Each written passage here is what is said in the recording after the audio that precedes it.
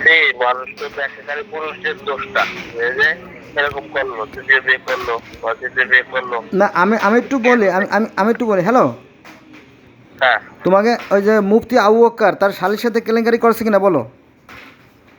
করছে? হ্যাঁ, হ্যাঁ, এটা তো মানুষ বরাবরই করে। হ্যাঁ, হ্যাঁ, আমি এখন ঠিকই তার দেখেছি টাকা করছে। অনেক আছে। এখন প্রশাসন ভয় পায়, কিন্তু আশেপাশের লোক কিন্তু ঘৃণা করে, এবং অনেকের সাথে আমার পরিচয় হয়েছে। ঠিক আছে, এক। আচ্ছা, এবার আবু বক এরা মাসুদের শালা ইব্রাহিম, তাই না? সে তার ওই যে আপন শালি ওই যে চাঁদনির সাথে কেলেঙ্কারি করছে কিনা, সত্যি কিনা? হ্যাঁ। আপনি হ্যাঁ বলো, আপনারা ওঠা পারছে না, জানি না। আচ্ছা, এই যে যাত্রাবাড়ি করছে, আমি সে বাসায় গেছি। এইটা নিয়ে অনেক খুনোখুনি তো হয়ে যাচ্ছিলো, যাত্রাবাড়ি খুনোখুনি হয়ে যাচ্ছিলো। সে হলো হাফেজ মানুষ, সে 14 বছর বয়সে বাপ হয়ে গেছে। হ্যাঁ। আচ্ছা, গেল। তারপরে ওই যে বাদুলের এক মাইয়া নিয়ে মাসুদের শালা যে মাইজাটা, সে খুলনা বরিশাল ঘুরে আইছে, পরে ঠাইশে ধরে বিয়ে করাই দিছে। ঠিক কি না? হ্যাঁ ঠিক কি না?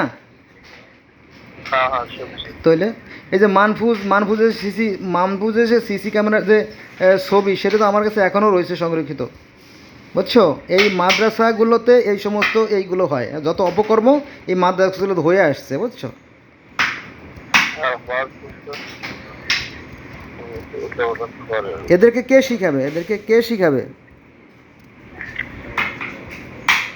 আর এই যে আপনি তো বয়স অনেক হয়েছে, আবার আপনি অনেক বড় মুরব্বী, তাহলে একটু চান্স দিয়ে রাখলাম, পরে আমি কোনো সিদ্ধান্ত নিলে আবার ভুল না বুঝুন, ভাইরা ভুল করছে। আমি ধৈর্য ধরতে ধরতে ধরতে ধরতে যদি আবার দেয়ালে পিছিয়ে গেলে, তখন আমি কোনো সিদ্ধান্ত নিতে বাধ্য হই। একবারে যে মিরপুর হাসপাতালে আমি ভর্তি ছিলাম না, হ্যাঁ, হ্যাঁ, আপনি ছিলেন পাশে, সিলাইন খুলে চলে এসেছিলাম বাসা, মনে আছে?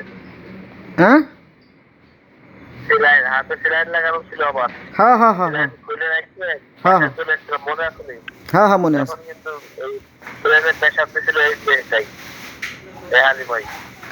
ও, আজকে ওই দিন ধরে অনেক ভালোভাবে জিজ্ঞেস করছি, তুমি কি সংসার করবো না চলে যাবো? চলে গেলে আজকে দিন চলে যাবো।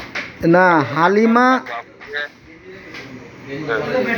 আমি কথাটা কই আগে শুনুন মামা। হ্যাঁ, তখন আপনি কই আগে শুনুন, তখন তারা ওই দিন মানে স্পষ্ট ভাবে ঠান্ডা মাথা কোনো মারামারি দেওয়া ছিল না, বুঝানো হয়েছিল যে তুমি থাকলে থাকবা, তাহলে একটা ছেলের জীবন ধরে 10 বছর 15 বছর তুমি টাকা পয়সা নষ্ট করাই বা এর যে সংসার পাতার বা পঙ্গি দেখায় ধরা, পরে তুমি আরেকবার হাত ধরে চলে যাবো, এইভাবে 10 বছর ধরে ধোকা দিলা। এইভাবে 10 বছর ধরে সংসার করার বা পঙ্গি দেখায়, তার থেকে সন্তান নিলে টাকা পয়সা খরচ করে তার জীবনের 10 বছর নষ্ট করাইলা। এরকম করো না, তুমি গেলে এখন চলে যাও, যতটুকু হয়েছে হয়েছে। না, পরে সে বলছে যে না, আমি যাবো না, কথাটা শোনেন, যাবো না, আমি থাকবো। এই জন্য ওয়াদা মতো পরে সে যে মতো পেয়েছে, কিন্তু আমি ঢাকা থাকবো না, আমার দেশে পড়াইতে হবে, আমি বাড়িতে থাকবো একা একা, আপনি মাঝে মাঝে যাবেন বা আমি মাঝে মাঝে আসবো, এইভাবে সে আমার বলছে। হালিমা কি এখন মানফুজের ওখানে আছে না? হ্যাঁ হ্যাঁ হ্যাঁ ও, তাই তো সুবিধা। মানফুজও একটা চরিত্র চরিত্র খারাপ মানুষ। সে তো কয়েকবার ধরা খেলো না কয়েকবার। হ্যাঁ হ্যাঁ। তারে সিটিয়াঙ্গিতে পুলিশে ধরানো হলো, ঢাকার থেকে ই করা হলো, হয়রানি করা হলো, কিন্তু সে তো তার চরিত্র তো পাল্টাচ্ছে না। না এখন আগের মতোই। কাল 2 দিন আগেও তার ভাইয়ের সাথে মারামারি করছে, এই বুড়ো বয়সে মারামারি করছে। জানো? হ্যাঁ হ্যাঁ হ্যাঁ, হ্যাঁ, জানি জানি। জানিস ঘটনা, মারামারি করছে। তাহলে এই বুড়ো কালে চুল দাড়ি পাইকে গেছে, তোরও, তোর ভাইয়েরও। তার ভাইয়ের তো মাইয়ে বিয়ে দিয়েছে, বাচ্চা কাচ্চা হয়েছে। তো এই বুড়ো কালে এরা, একে চরিত্র কত খারাপ, রক্ত কত দূষিত রক্ত, বোঝো এগুলো?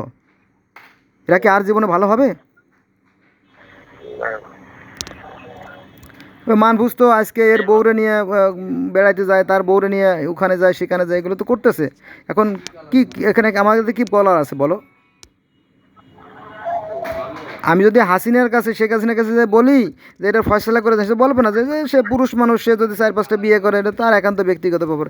এখানে কোনো হাত নাই বাবা। তো আমি পরবর্তীতে কোনো মানে সিদ্ধান্ত নিতে বাধ্য হইলে আপনারাই খারাপ মনে করেছেন, বুঝছেন? না, না, তোমার সিদ্ধান্ত, শোনো, তোমার সিদ্ধান্ত নেওয়া লাগবে না, তারা নিজেরাই সিদ্ধান্ত নিয়ে যাবে, কারণ কারণ তোমার সিদ্ধান্ত কোনো কাজে আসবে না, ঠিক আছে?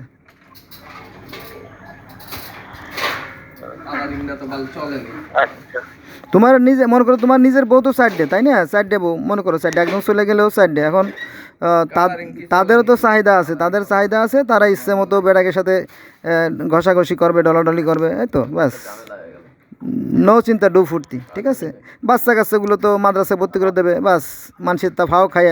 ওই যে কুত্তা যেমন 8টা 10টা বাচ্চা দিয়ে ছেড়ে দেয় না, হ্যালো হ্যালো, কুত্তা দেখো না বাচ্চা জন্ম দিয়ে ছেড়ে দেয়, 8টা 10টা রাস্তায় লাথি খায়, প্যান খায়, রিক্সার তলে যেয়ে মরে, তারপরে 8টাতে সাইডে বাসে, সাইডে মরে, এরকম তো আর কি। তো সস্তা তো, খালি বাচ্চা জন্ম দিয়ে ছেড়ে দিলেই হয়ে গেল। মাদ্রাসায় কোনো সমস্যা নাই, এতিম হিসেবে ভর্তি করে দেবে, ওইখানে খাইয়ে তারা মানুষ হয়ে যাবে। নো চিন্তা, ডু ফুর্তি। 300 বা 400 মানুষ বলেছিলেন। এই যে 3টা হলো 300 পটলা, আর ওই জায়গায় দেখা হয় 100 আছে। সারা জীবন তো এগুলোই দেখে আসলাম। মিলাই 100 গো।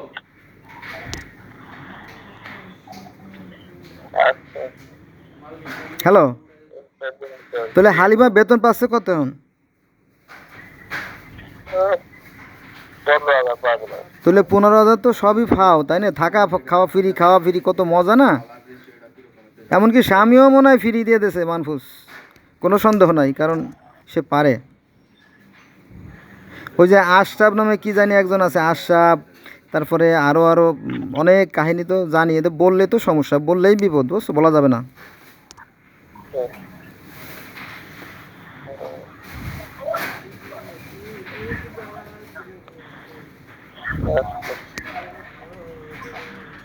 তোর কি অবস্থা, শরীর কি অবস্থা এখন? তুমি তিন দিকে আলাদা হ্যাঁ করো। সেই ভালো। 300 মাল আলাদা করো। আচ্ছা করার পর যেটা থাকবো আচ্ছা, তাহলে রাখলাম নাকি? আচ্ছা ঠিক আছে, আচ্ছা আচ্ছা আচ্ছা। কাম করছে না, মুতের ভিতরে কাম করছে। বন্ধুরা, সে হচ্ছে আমার আত্মীয়, সে অলরেডি 4টে বিয়ে করে ফেলাইছে। একটা করছে আপনার বাগেরহাট জেলার মোল্লারহাট থানা, হ্যাঁ মোল্লারহাট থানা করছে, এই যে নালুয়া আমবাড়িয়া কুদালিয়া, তারপরে শীতলমারি, ওই অঞ্চলে আর কি একটা করছে। তারপরে আরেকটা করছে আপনার মানে মুন্সিগঞ্জ একটা করছে, 2টা। আর একটা করছে সিটাগাং আপনার ওই নানুপুর, 3টে। আর একটা করছে ঢাকার যাত্রাবাড়ি, 4টে বিয়ে করছে। এখন প্রথম যে বউ সে বউ থাকে ঢাকা, পড়ে থাকে। এখন সে বউ তো চাহিদা পূরণের জন্য সে তো অন্য পুরুষের সাথে মেলামেশা করবে, যদিও সে মাদ্রাসা শিক্ষিকা, হ্যাঁ এই হলো অবস্থা। অতএব এভাবেই চলছে আমাদের দেশটা, হ্যাঁ। এখন এই আলেমোলামারা তো দেশটাকে ধ্বংস করে দিচ্ছে। মনে করেন যে ওই জন্ম দিয়ে ছেড়ে দেবে, নো টেনশন, কয়েকদিন পরে মাদ্রাসায় ভর্তি করে দেবে, মানুষ হয়ে উঠে আসবে, বুঝলেন না? এরকমই, কারণ মুমিন বান্দা তো অভাব নাই। এখন এখানে আমাদের কিছু করার নাই। এখন যদি আমি প্রধানমন্ত্রীর কাছে যে অভিযোগ করি যে প্রধানমন্ত্রী এইভাবে এই লোকটার চরিত্র সংশোধন করে দেন, কিন্তু তার ক্ষমতা নাই কোনো মানুষের চরিত্র সংশোধন করে দেয়া, বুঝছেন? এখন যে মানুষটা সাইডে বিয়ে করছে, বউকে খাতে দিচ্ছে না, ফালায় রাখছে, সে যদি স্ত্রীর বিরুদ্ধে অভিযোগ করে তাহলে তো সেই অভিযোগ গ্রান্টেড হবে না। এই জন্য আমি প্রতিবাদ করে দিলাম আর কি, বললাম যে তোমার কথা কোনো কাজে আসবে না, এইটা আর কি। কারণ আমি খুব খারাপ মানুষ, আমি সত্য কথা বলে ফেলাই, এজন্য আমার অনেকেই পছন্দ করে না। আমার এই সত্য কথার জন্য আমি অনেকের কাছে শত্রু, অনেকের কাছে, মানে এই সত্য কথার জন্য আমি কারো কাছে ভাত পাই না, কারো কাছে আমার খানা নাই। আরও অনেক কাহিনী আছে, সব কাহিনী তো বলা যাবে না। আজকে এই পর্যন্ত রইল, ভালো থাকেন সবাই।